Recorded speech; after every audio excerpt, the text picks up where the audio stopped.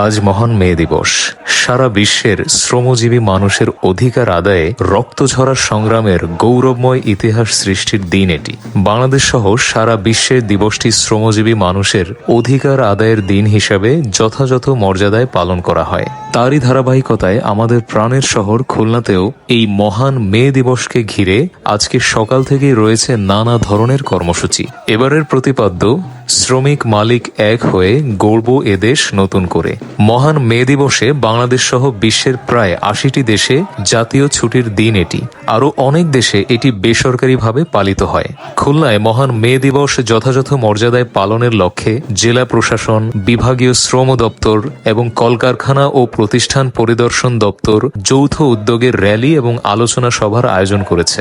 আজকে সকাল ৯:৩০টায় Khulna railway station চত্বর থেকে বর্ণাঢ্য শোভাযাত্রার উদ্বোধন হয় এবং শোভাযাত্রাটি জেলা শিল্পকলা একাডেমিতে এসে শেষ হয়।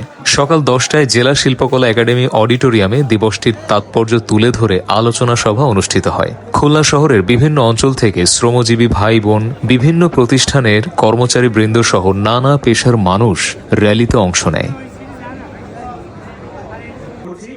আপনাদের সাথে যারা উপস্থিত হয়েছেন সবাই